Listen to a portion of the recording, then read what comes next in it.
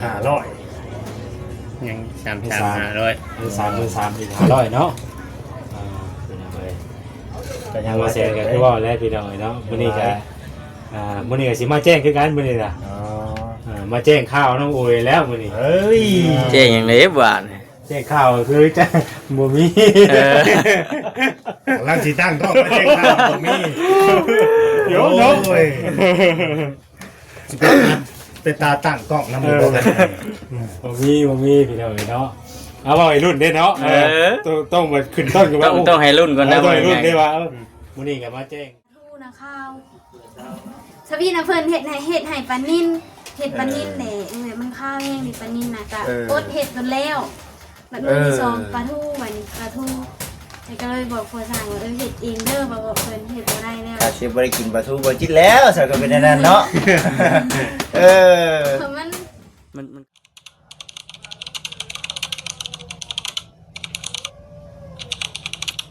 ยังบ่พอคืออย่างที่แจ้งไป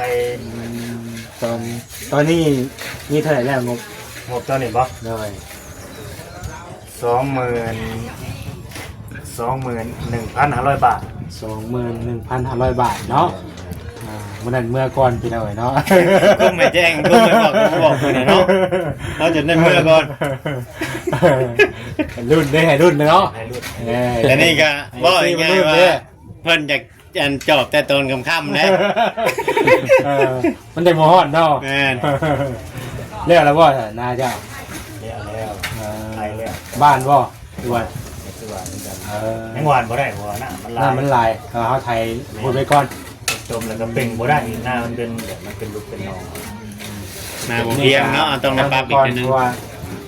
ในทางคนเฒ่าแล้วเฮาฉีดยาอย่างนะไว้แล้วว่าเพราะว่าไทยก็ได้สินะนี่เป็นว่านะมันยุบก่อนบ่ฉีดยาไว้ก่อนฉีดยาให้มันอาทิตย์นึงสินะจังไทยแบบนี้จังไทยยายังอันนั้นยาคุมยาคุมหน้า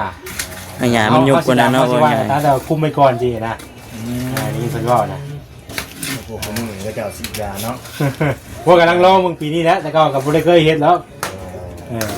เป็นญาติเนาะบ่เคยเมียข่อยให้เฮ็ดข่อยยังบ่เฮ็ดสิกล้าอยู่บ่เมียเพิ่นให้บ่เฮ็ดข่อยอันตรายเด้เฮากินข้าวแล้วเนาะญาติเนาะ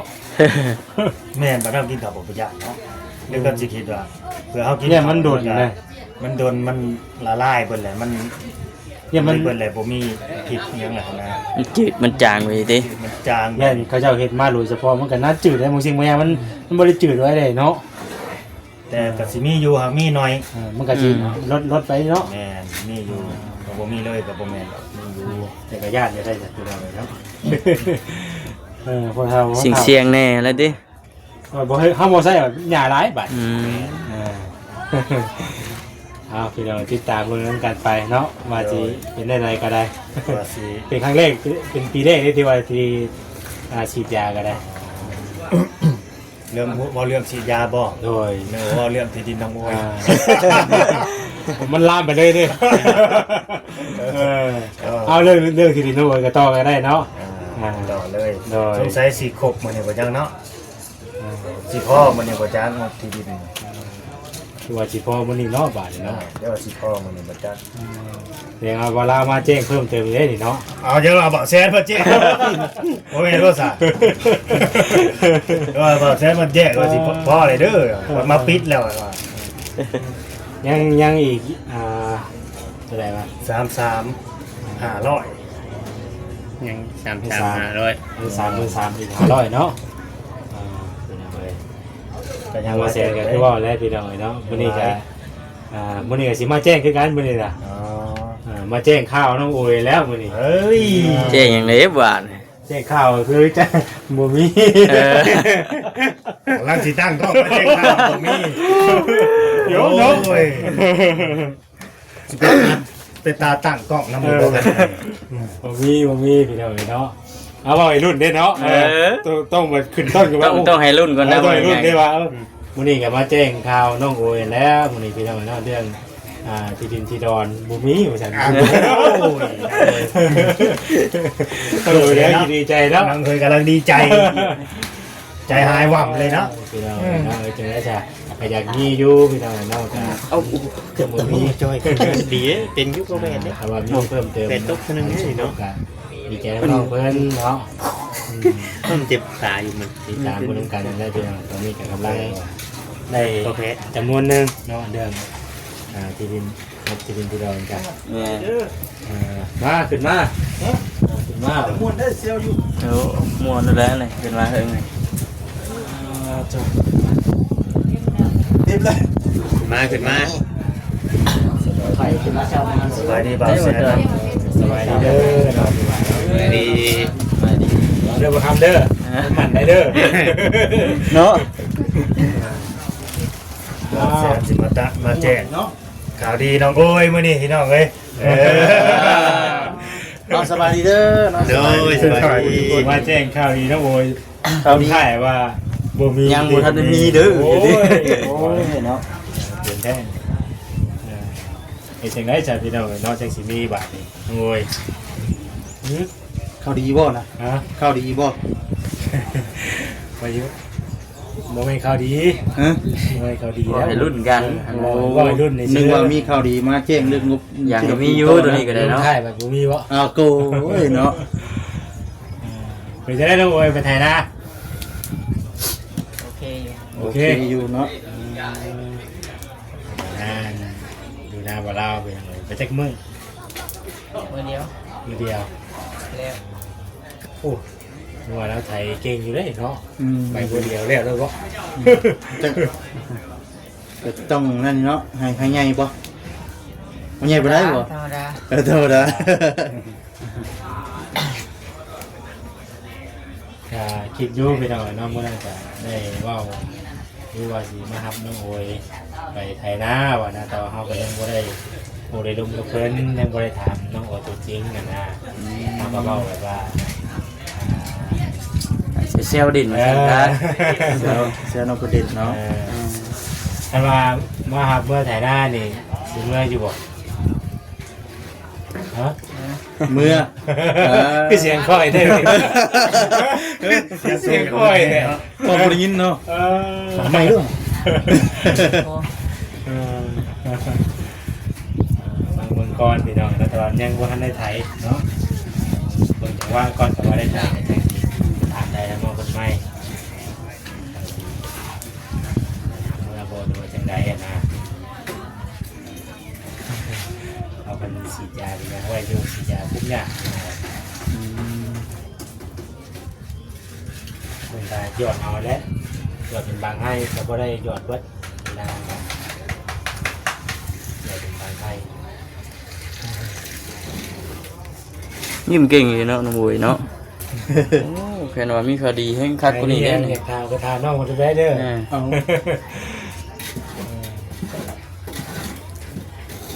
นาบูดสิบ่นาบูดใช่บ่เนาะ เราหยอกก็เงยป้าที่เราเลยน้อง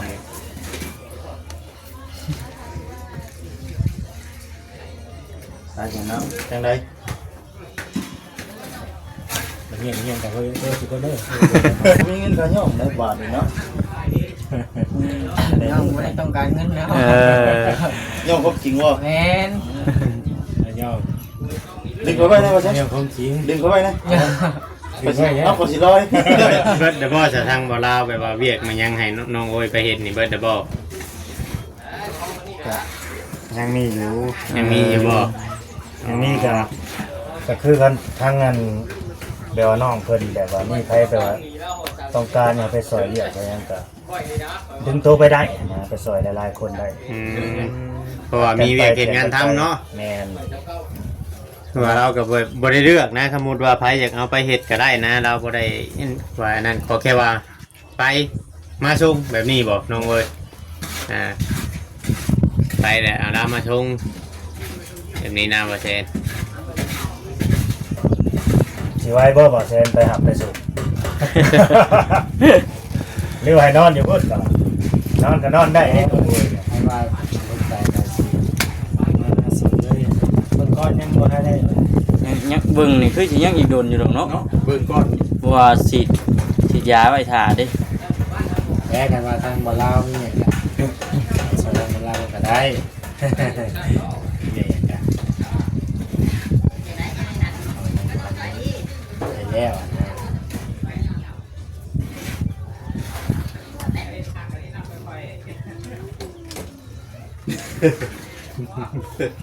ยิ้มเป็นเป็น เบิดทุกคนไปเบิดทุกคนเนาะ อ้าวคนละเถื่อแล้ว เอาคนเดียว คนละมื้อไป มื้อนี้ไปหน้าผู้นี้มื้อนี้ไปหน้าผู้นี้แบบนี้เนาะ วันนี้ไปหน้าบ่เซฟพี่น้องต่อมาไปหน้าบ่สดีไปหน้าบ่ค้ำสิเนาะไปบ่เวียงไปหน้าบ่ลาวเนาะคือสิประมาณนี้แหละเนาะ ไปคู่ห้องครับห้องละหน่อยละหน่อยละหน่ อ๋ อ อย ให้กูได้ให้ปะ เพราะว่าไทยมันมื้อแล้วเนาะมันให้หนึ่งก็ได้ให้ ให้หน้าจะมือนี่มันให้เงินกับให้ส่วนหลายก็จะ เด็กให้ใหญ่เนาะ ให้ไงดิเอาเบียงนี่เนี่ยหรือเปล่า ยังเหลือ3ให้ไว้นะ à hay cái hay nhanh như trong công phết này chứ hay bóp nhanh trong công phết ไป này บ้านไปแล้วหาให้ ว่านเขาว่าจะไง แม่บ้านเอา ไม่ด บอกยัง3ให้น่ะสิไว้ลำเอาจังหน่อยมันสิดื่มนะคำบ้าน ำ เบิดเด้อ ลืม อย่า đầm ดื่มลำเลยนะจงไว้ลำนะ hoàn này đầm này nó à cuốn gần bay บ้านรุ่นก้อนนั่นสองให้รุ่นก้อนออกแล้วจำกะแน่ละยังออกคักกะรีนาดิดชายเนี่ยน้ำชุ่มมันออกเบิดเลยออกเบิดกุมิด nhìn sai cứ thế nào phải cứ gì khác đấy đó แม่นแม่นแม่นบ้านโนดบ่ต้องถ่าฝนตกไว้ใช่ไหมของข่อยบ้านฝนยังไม่ได้ตกเทื่อเลยแต่เจอข่อยบ้าน chị hoàn nếu pin เขาถ่ายแล้วก็เขาวานดิถ่ายแล้วก็วานเนี่ยบัดนี้เขาขาดไปมันปุ๊บบัดออกคือเรามันชุ่มเนาะหินชายบ่ได้ถ่ายว่าเขาวานน้ำวานหยัง hoàn long bừng chứ pin gì ลองเบิร์เนาะ một long bù hù cứ bảo lên đó เนี่ยแล้วส่วนหลายเนี่ยนะ เดี๋ยวข่อยชี้ลงไปรีวิวอยู่ข้างล่างก่อนเด้อ rồi cứ chân cái trâu lấy ล่างไปเชนลงกับน้องโอย ừ. ขอบคุณแหละลงไปทางข้างล่างก่อน มือแม่เดี๋ยวมันจะมีข่าวดีมาแจ้งเพื่อน เอาเลยเนาะรอไปเนาะรอไปก่อนเนาะว่าแล้วเนาะแต่ว่าเวลาสิมาแจ้งอีกแจ้งส่วนแดงเป็นอยากลอยมาทางพื้นแน่นี่ตอนทีมค่ำได้เพิ่นอยากลอยมา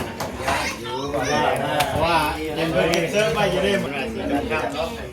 ช่วงนี้น้องเห็ดกินบ่ได้ เป็นแนวใด sắp bài đi กินบ่ได้ แรกมื้อนั้นเนาะช่วงตัวบ่าวเอาของกินมาให้กินน่ะเห็ดกินน่ะน้องก็พอเห็ดได้อยู่บ่แล้วตกมามื้อเลย2-3 มื้อแล้วก็เห็ดบ่ได้มันคาวปลาทูนะคาวสวีนะเพิ่นเห็ดให้ปลานิ่นเห็ดปลานิ่นแหละมันคาวแห้งนี่ปลานิ่นน่ะก็อดเห็ดมันแล้วมันมื้อที่2ปลาทูบัดนี้ปลาทูก็เลยบอกคนสั่งว่าเห็ดเองเด้อบอกเพิ่นเห็ดบ่ได้แล้ว ถ้าสิบ่ได้กินปลาทูบ่จิตแล้วสักก็เป็นอันนั้นเนาะเออ เพราะมัน mình khaoบ่ มันคาว มันเป็น mình quay ngay kìa phêบ่ แม่นบ่ đang phê thôi phêใส่chứ đấy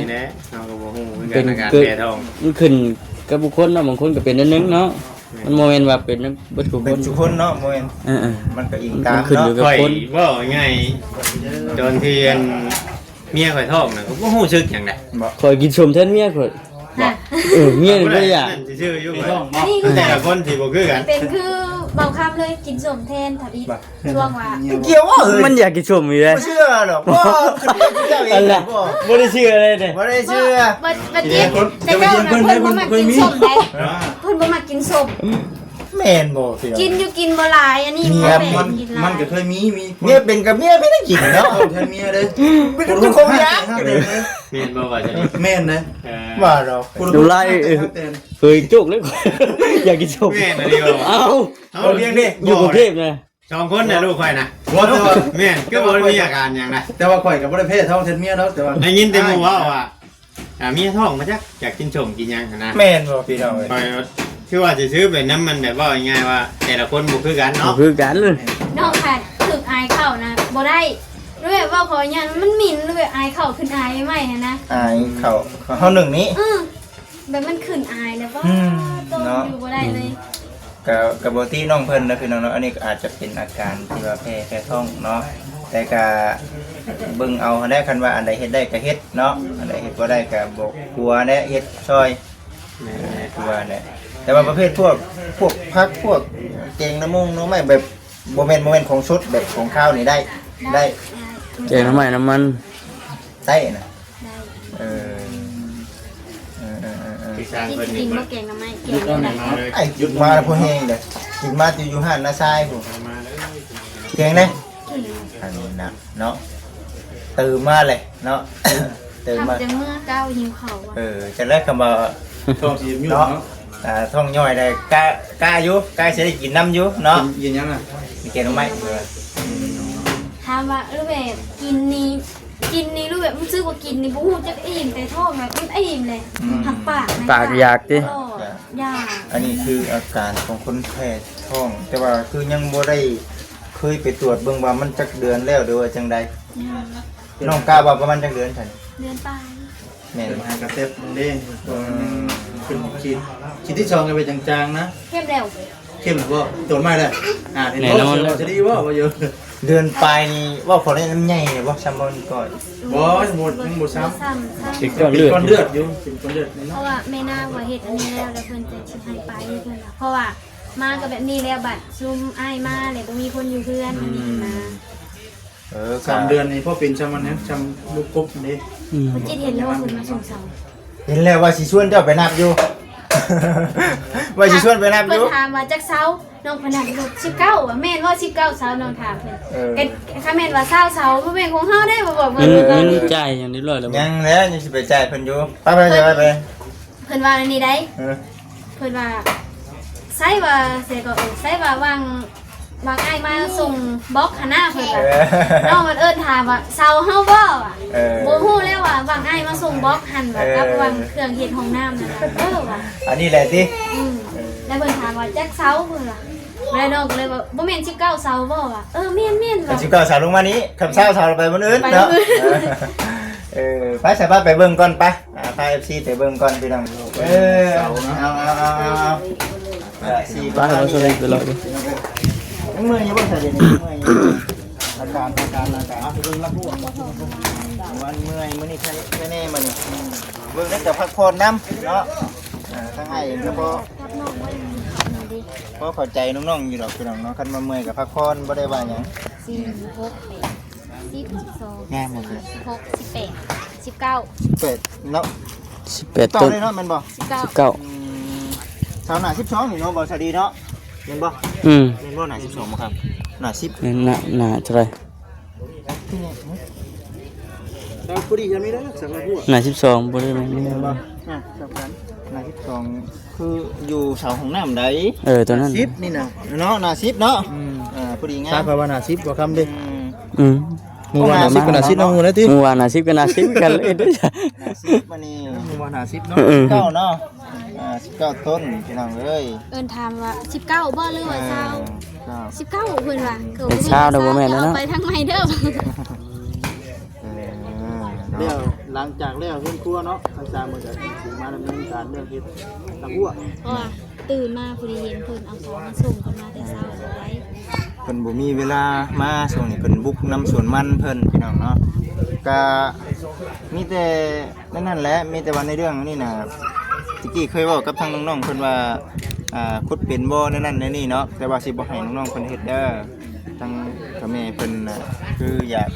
อันน่ะให้ช่างเพิ่นเฮ็ดเลยมันจังแล้วเนาะแต่ว่าเฮาเบิ่งทางทีมงานเนาะหาทางโมคูเพิ่นเฮ็ดเพื่อนแม่ตู้แก้วก่อนพี่น้องเดี๋ยวมันสิกีดขวางในเรื่องขนไม้ขนตอก เพิ่นก็เพิ่นสิทางน้ำนี่ทางก็ยังบ่ฮู้ว่าเพิ่นสิไปทางอยู่ไสนี่นะ เจพุ่นบ่ พี่น้องเนาะ หรือว่าเพิ่นสิทางเกน้ำ พุ่นเจได้เจน้ำเลย แต่ว่าในเรื่องไม้นี่เพิ่นต้องขนเข้าอยู่นี่แล้วอันนั้นเนาะให้ก็เลยว่าเดี๋ยวทาให้ สุดท้ายก็ได้เนาะ ใช่ก็ อันนี้ ได้ เป็นเฮ็ดแล้วกันจังบ่ยากคือการกัน ยังรอมีดอกเดือนอันใหม่ เอาเสียเฮาหาบ่นั่งก่อนปะหาบ่นั่งก่อนนั่งขี้ก็ได้บ่มาเที่ยงก็ได้มั้ย ไปหาเทืองก็กินฮอดเทือง มานั่งคุยกันก่อนได้กินหยังเนาะอันนี้เนาะอ้าว คุณพี่สวัสดีครับ สบายดี อ่าดี หมู่คู่กันพี่น้องเอ้ยเนาะได้ว่าหยอกกันแน่เดี๋ยวมาจะเช้าเพิ่นบ่ บางมาบางสวยๆนะ อ้าว เสียงเป็ดน้อย อืม มองไงตึ้ ไปเบิ่งแน่เข่านั่นโอ้มันออกไปแล้ว อะไรเดี๋ยวงัวกินแล้ว เข่าหน้า